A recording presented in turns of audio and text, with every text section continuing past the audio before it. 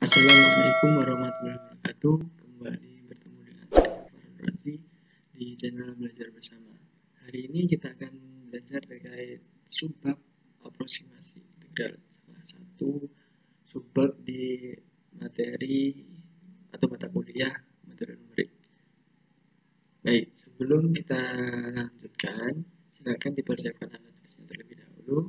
Dan jika ada pertanyaan, sanggahan, kritik, dan saran, silakan tulis di kolom komentar. Nanti untuk segala pertanyaan, insya Allah saya akan jawab semaksimal mungkin. Baik, langsung saja. Aproksimasi integral.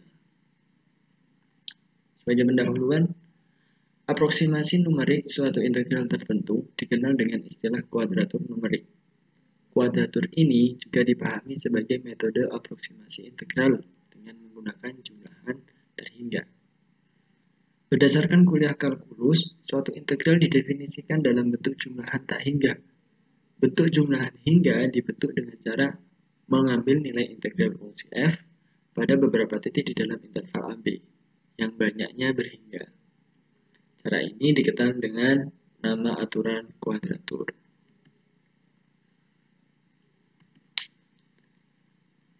Untuk formula kuadratur n titik, integral suatu fungsi atau saya sebut integral suatu fungsi fx dx pada interval AB itu merupakan jumlahan atau jadi jumlahan luasan yang berada di bawah kurva.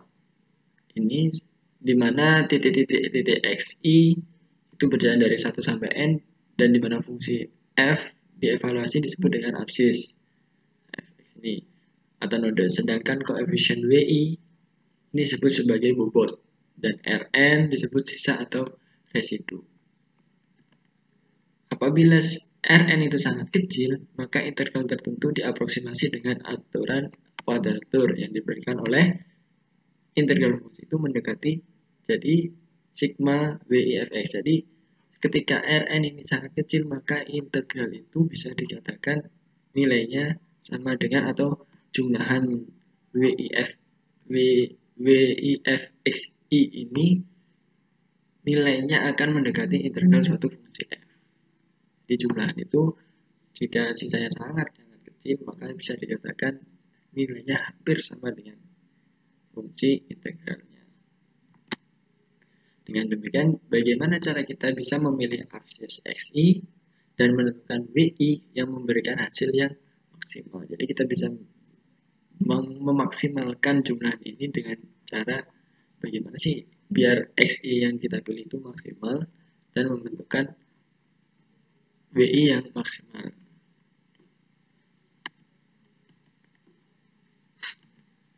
Baik, untuk yang pertama formula kuadratur dasar ada 3 jenis yaitu midpoint. Salah satunya midpoint, trapezium, dan Simpson. Jadi kita berangkat dari metode midpoint terlebih dahulu. Metode ini menggunakan polinomial interpolasi berderajat 0 atau fungsi konstan untuk mengaproksimasi fungsi f. Hanya menggunakan satu absis, yaitu xi, di mana a plus b per 2 atau titik tengah dari interval AB. Inilah yang menyebabkan pendekatan ini disebut sebagai metode midpoint. Karena itu digunakan aproksimasi sebagai berikut. Fungsi fx-nya merupakan polinomial di mana f xi sama dengan f a plus b 2 dibagi 2. Nah, jadi titik tengahnya tadi ya. Sehingga integral diaproksimasi oleh ini.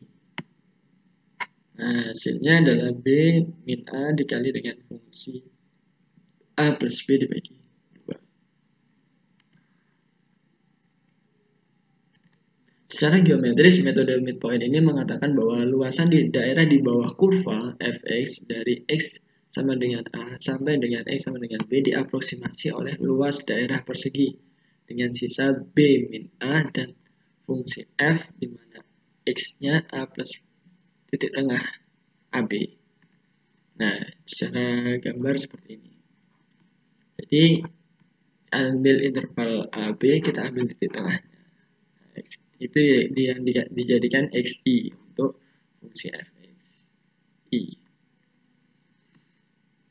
Contohnya, Tentukan aproksimasi integral berikut dengan menggunakan metode midpoint. Nah, tentukan integral x kuadrat dx dengan interval 0 sampai 1. Fungsi tersebut dapat diselesaikan dengan metode analitik.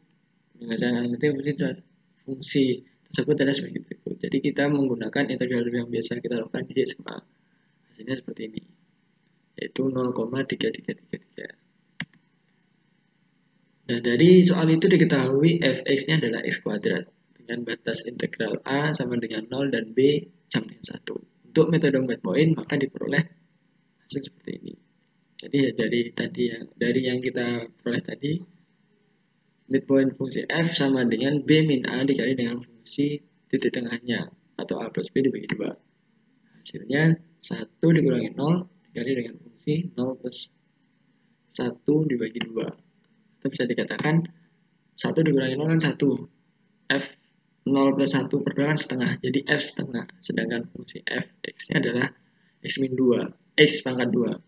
Jadi kalau f setengah berarti sama dengan setengah pangkat 2. Maka hasilnya adalah 0,25. Ini secara midpoint hasilnya seperti ini. Jadi tidak tepat 0,33 tapi setidaknya mendekati. Kemudian metode yang kedua, metode trapesium. Metode ini menggunakan polinomial interpolasi derajat 1 P1x dengan dua absis, yaitu x0 sama dengan a dan x1 sama dengan b, sehingga diperoleh sebagai berikut. Jadi ketika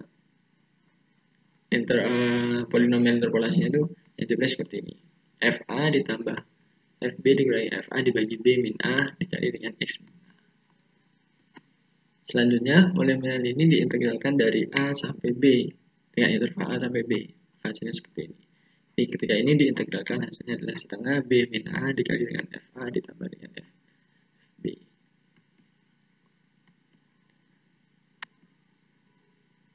Secara geometrik, luas daerah trapesium dengan dua sisi sejajar mempunyai panjang FA dan FB. Tingginya B min A digunakan untuk mengaproksimasi luas daerah di bawah kurva Y sama dengan Fx dari X sama dengan A sampai X sama dengan B. Karena itulah pendekatan ini disebut dengan metode trapesium, karena bentuknya menyerupai bentuk bangun datar trapesium. Kita ambil luas dua sisi ini FA FB, ya kan, interval ini tarik garis maka hasilnya di luasan ini yang kita ambil. Untuk contohnya masih sama menggunakan soal yang tadi, hanya metodenya saja yang berbeda. Nah, maka hasilnya untuk metode trapesium diperoleh seperti berikut, setengah b min a dikali dengan fa ditambah dengan fb tadi ya, setengah b nya 1 kurangi 0 dikali f0 ditambah f1. Dari itu setengah dikali 0 kuadrat tambah 1 kuadrat. Hasilnya pasti setengah kali 1 sama dengan setengah atau 0,5. Nah, dengan menggunakan hasil ini, hasilnya juga tidak jauh dari 0,33 yang dihitung secara analitik tadi. Sedangkan metode yang terakhir yaitu metode Simpson. Metode ini menggunakan polinomial interpolasi derajat 2 atau parabola untuk mengaproksimasi fungsi yang diintegralkan dengan menggunakan absisnya x1 sama dengan a, x2 sama dengan titik tengahnya, x3 dan titik aksnya. Jadi di antara kita ambil 3 titik yang paling depan atau yang terendah, tertinggi, kemudian titik tengahnya. Maka polinomial interpolasi biasanya diberikan oleh ini derajat 2 ya, saya dibaca sendiri.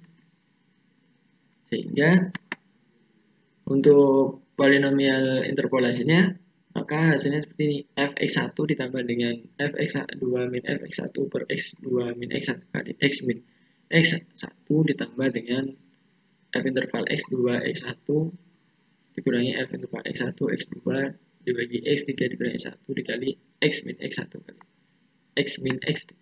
Maka diperoleh hasilnya, jadi ketika ini diintegralkan itu seperti ini. Nah, B min A dibagi 6 dikali FA ditambah 4 kali titik tengahnya ditambah FB titik akhirnya. Itu metode Simpson. Secara geometris, metode Simpson mengaproksimasi integral fx dx dengan luas daerah di bawah kurva parabolanya.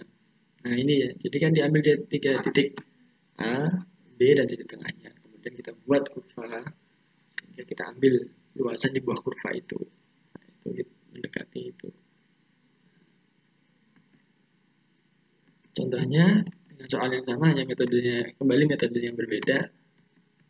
Maka kita peroleh SF atau Simpson fungsi F-nya adalah 1 dikurangi 0 dibagi 6 dikali F0 ditambah 4 kali F titik tengahnya berarti setengah ditambah dengan F1.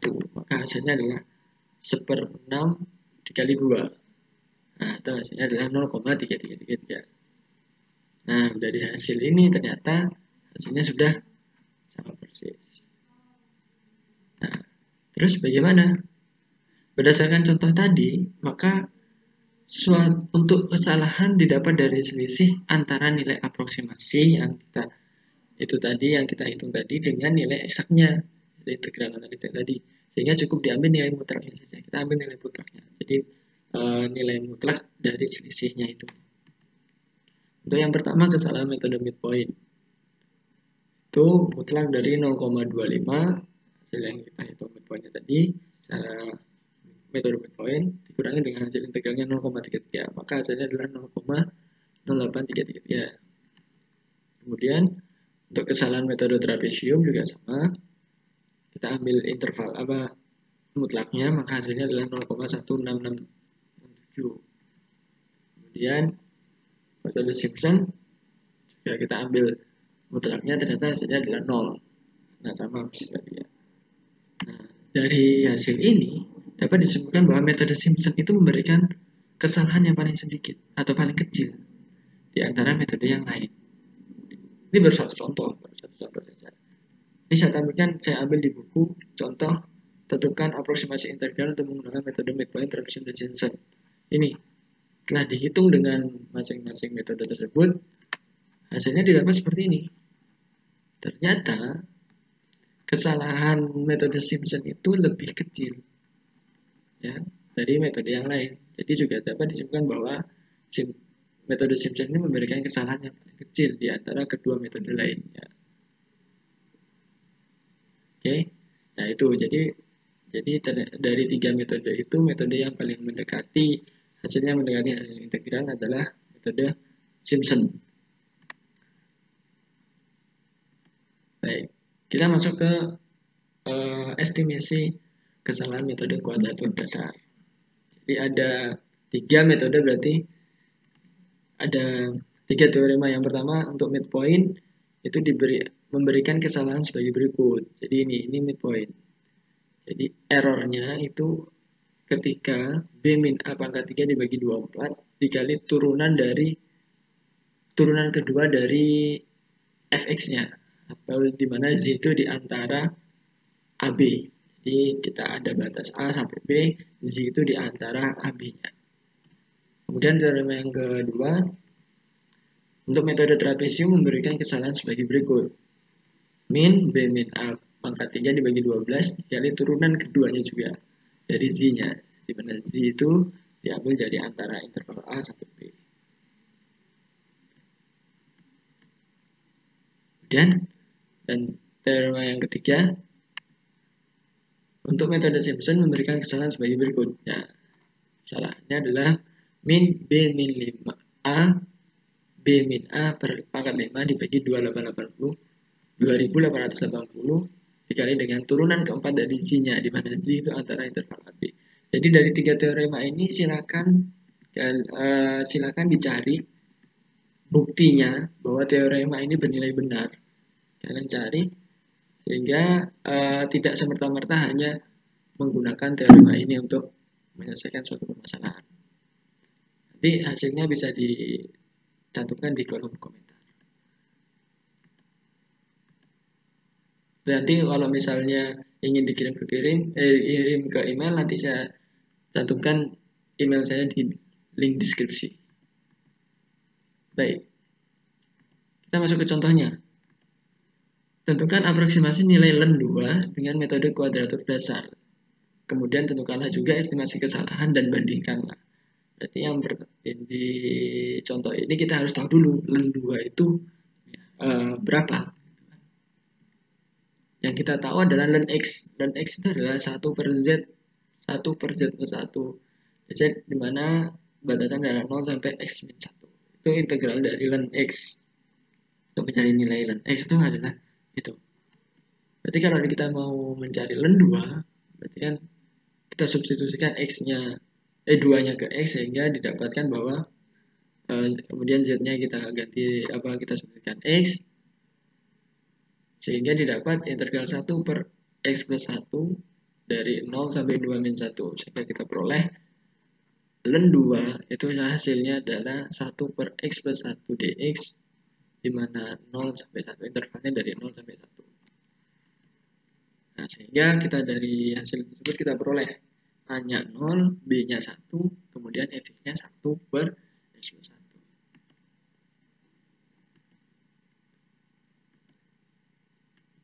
Jadi, yang pertama, untuk metode midpoint memberikan aproksimasi sebagai berikut. Jadi kan kita sudah pelajari itu, sehingga kita peroleh aproksimasinya ini 1 ya, sama dengannya. Aproksimasinya adalah 0,667. Kemudian estimasi kesalahan midpoint, kita ambil mutlaknya. Nah, ini kan kita tadi sudah ada di teorema yang pertama 5.31 tadi ya. Itu adalah B min A pangkat 3 dibagi 24 kemudian dikali turunan kedua dari turunan kedua Z, di mana Z ini adalah interval antara A B. Jadi otomatis kita harus mencari turunan kedua dari fungsi fx tadi yang 1 per x plus 1. Sehingga kita peroleh 1 dikurangi 0 pangkat 3 dibagi 24 dikali dengan turunannya. Jadi kan turunan fx yang kedua itu sama dengan 2 dibagi z plus 1 pangkat 3. Jadi turunan keduanya fx di mana x-nya nanti z-nya nanti disubstitusikan ke x-nya. Sehingga diperoleh bahwa 2 dibagi 24 dikali dengan z plus 1 pangkat 3. Sehingga bisa dikatakan 1/12 kali 1 per 0 plus 1 pangkat 3. 0,83. Kenapa z-nya ini 0? Pertanyaan, kenapa z-nya 0? Karena hal ini dikarenakan fungsi 1 per x z plus 1 pangkat 3 itu turun grafiknya. Jadi kan makin lama dia makin mendekati nilai 0. Nah, di dalam interval 0,1 sehingga dia mencapai nilai maksimumnya itu pasti z-nya pasti sama dengan 0. Gitu kan. Jadi kalau z-nya itu tidak sama dengan 0 maka hasilnya tidak akan maksimum gitu. Jadi nilai eksas dari LEN 2 adalah di mana nilai eksas dari LEN 2 adalah 0,69315, maka diperoleh kesalahan nyatanya sebagai berikut. Nih, setelah kita hitung, tadi ternyata 0,667. Tadi kan hasil perhitungannya ini tadi Ini aproksimasi tadi 1,667. Kemudian kita selisihkan, ambil mutlaknya dengan nilai eksak ini didapat 0,2688. Ternyata dia akan lebih kecil dari nilai yang kita hitung ini, kesalahan tadi. Nah, ini estimasi kesalahan midpoint tadi. Nah, dia pasti akan lebih kecil. Jadi mutlak selisihnya itu akan lebih kecil dari metode midpoint. Nah, itu. Jadi dalam hal ini antara aproksimasi dengan nilai eksak itu selisihnya itu tidak akan melewati estimasi kesalahan pada metode tersebut. Dan silakan dicoba untuk metode trapesium dan metode Simpson. Untuk yang sudah nanti bisa dikirim lewat kolom komentar atau ke email saya yang ada di deskripsi. Nah, dari situ sehingga kita dapat bahwa secara aproksimasi untuk midpoint itu 0,667, tapi secara estimasi kesalahan adalah 0,0833. Nah, secara kemudian selisihnya itu tidak akan melewati midpoint. Nah, kalau sudah menghitung tadi yang dengan metode trapesium, hasilnya pasti seperti ini.